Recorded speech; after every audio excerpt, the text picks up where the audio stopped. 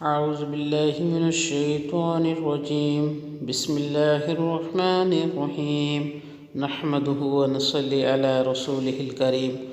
اما بعد فاعوذ باللہ من الشیطان الرجیم بسم اللہ الرحمن الرحیم۔ صغیرہ اور کبیرہ گناہ سے کس طرح ہمیں بچنا چاہیے؟ سب صغیرہ اور کبیرہ گناہ خطاؤں اور نافرمانیوں سے بچتی رہو اور اللہ تعالیٰ کی فرمانبرداری کی کوشش کرتی رہو۔ یہ بھی بخوبی جان لو اللہ تعالیٰ مجھے اور آپ کو اپنی اطاعت میں رہنے کی توفیق عطا فرمائے۔ اللہ تعالیٰ نے ہمیں اپنی رضامندی اور اپنی ہیبت کی مکمل ذرائع پناہ دی ہیں، یعنی اس سے پوری واقفیت کروا دی ہے۔ یقیناً اللہ تعالیٰ نے اپنے بندوں کو اپنی نافرمانی کرنے سے ڈرایا ہے، وہ اس طرح کہ اس نے اپنی ربوبیت کے قوانین معلوم کروا دی ہیں اور اس نے اپنے قہر و غضب اور جبروت اور اپنی وحدانیت کے قلبوں کو قائم و دائم رکھا ہے۔ فرمانے باری تعالیٰ ہے وَلَمَّا آسَفُونَا انتَقَمْنَا مِنْهُمْ، پھر جب انہوں نے ہمیں غصہ دلایا تو ہم نے ان سے انتقام لیا۔ یہ بھی فرمان الہی ہے وَلَمَّا عَتَوْا عَمَّا نُهُوا عَنْهُ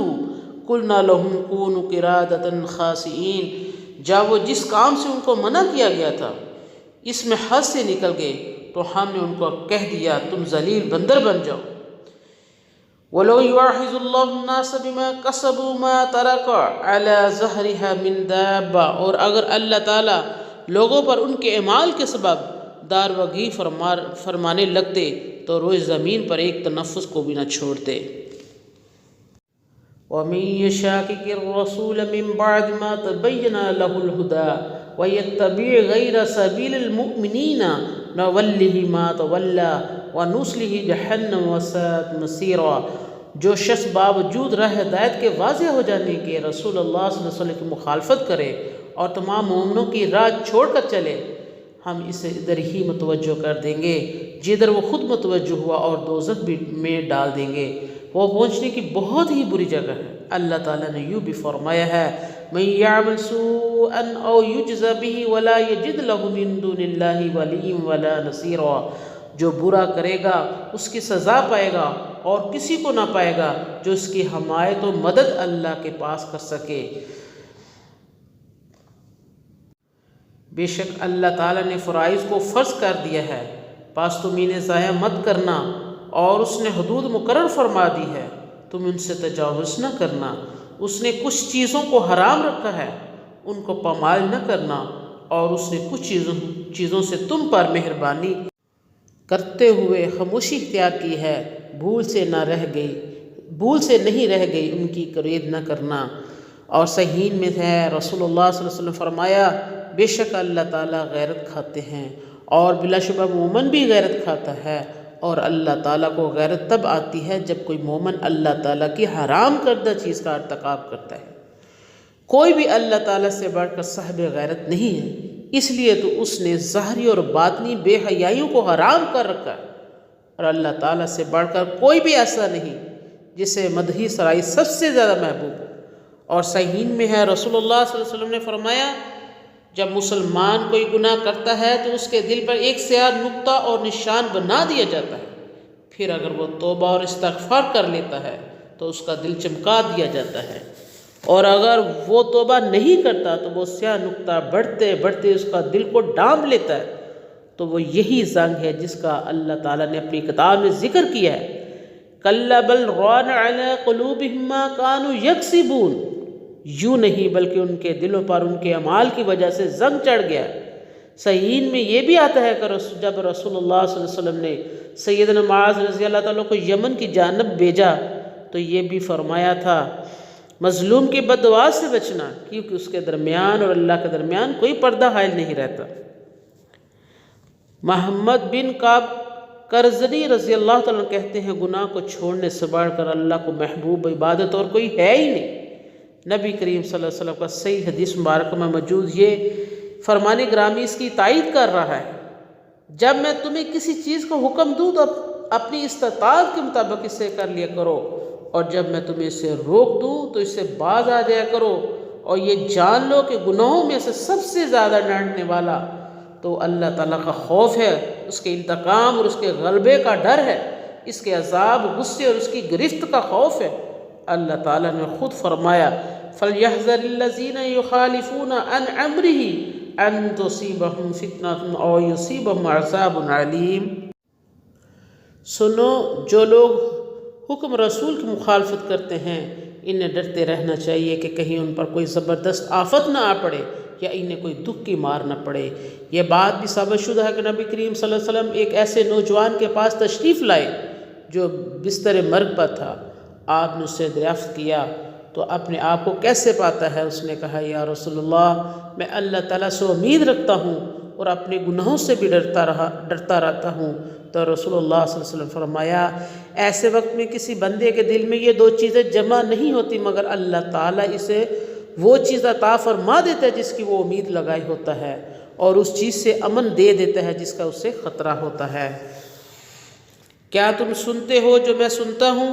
آسمان چرچراتے ہیں، ان کا یہ حق بھی ہے کہ وہ ایسی آوازیں نکالے، اس ذات کی قسم ہے جس کے ہاتھ میں میری جان ہے۔ آسمانوں میں 4 انگشت برابر بھی جگہ نہیں ہے مگر اس میں اللہ تعالیٰ کا کوئی نہ کوئی فرشتہ سجدہ ریز ہے، یا حالت قیام میں ہے یا حالت رکوع میں کھڑا ہے۔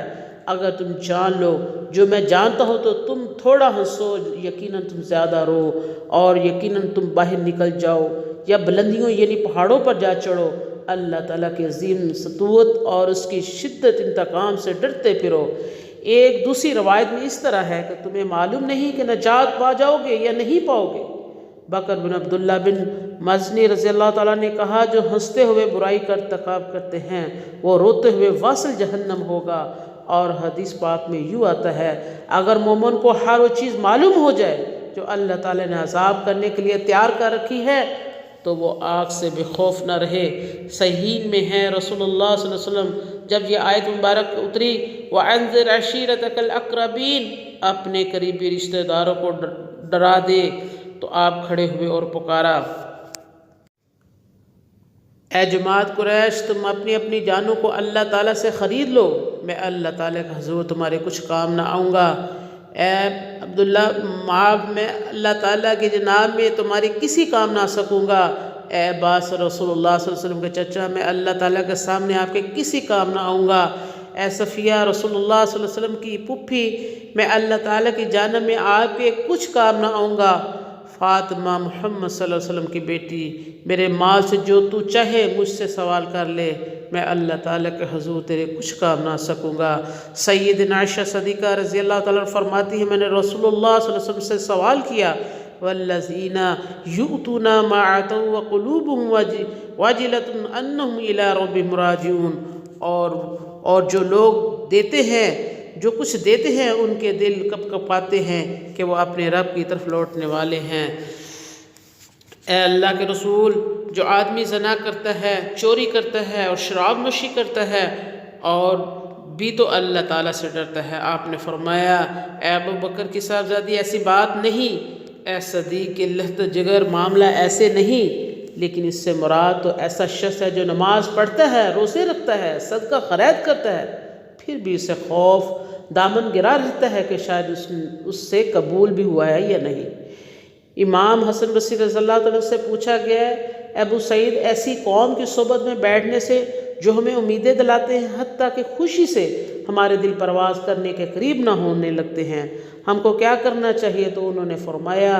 اللہ کی قسم اگر تم ایسی قوم کی صحبت اختیار کرو جو تمہیں ڈرائے یہاں تک کہ امن امان کو حاصل کرے تیرے لیے بہتر ہے۔ ایسے لوگوں کے پاس بیٹھنے سے جو تجھے امن دیتے رہے حتیٰ کہ تو اپنے اندیشوں اور گھبراہٹ اس سے جا ملے۔ صحیح میں ہے کہ نبی کریم صلی اللہ علیہ وسلم نے ایسے 7 اشخاص کا تذکرہ فرمایا جنہیں اللہ تعالیٰ نے اپنا عرش کا سایہ نصیب فرمائے گا، جس دن اس کے سائے کے علاوہ کوئی سایہ نہ ہوگا۔ آپ نے ان میں سے ایک آدمی کا بھی ذکر فرمایا جو تنہائی میں اللہ تعالیٰ کو یاد کرتا ہے، یعنی اس کے عذاب اور اس کی وعید کو یاد کرتا ہے تو اس کی آنکھیں بہہ پڑتی ہیں، یعنی اپنے کیے ہوئے گناہوں سے ڈرتے ہوئے، اور جو اس نے گناہ اور اللہ تعالیٰ کی نافرمانیاں کی ہوتی ہیں ان سے ڈرتے ہوئے۔ سیدنا عبداللہ بن عباس رضی اللہ تعالیٰ کا حدیث میں ہے جو انہوں نے نبی کریم صلی اللہ علیہ وسلم روایت کی ہے، آپ کا فرمان ہے 2 آنکھیں ایسی ہیں جنہیں آتش جہنم چھو بھی نہ سکے گی، ایک آنکھ جو حشیت الہی سے رات کے وسط میں رو پڑتی اور ایک وہ آنکھ جو اللہ تعالیٰ کی راہ میں پہرا دیتے ہوئے رات گزارتی ہے۔ اللہ تعالیٰ سے امید ہے کہ اللہ تعالیٰ ہمارے گناہ معاف فرما دے اور ہمیں صحیح معنوں میں مسلمان بنائے۔ اللہ تعالیٰ ہمارا بھی نیک لوگوں میں شمار کرے، آمین۔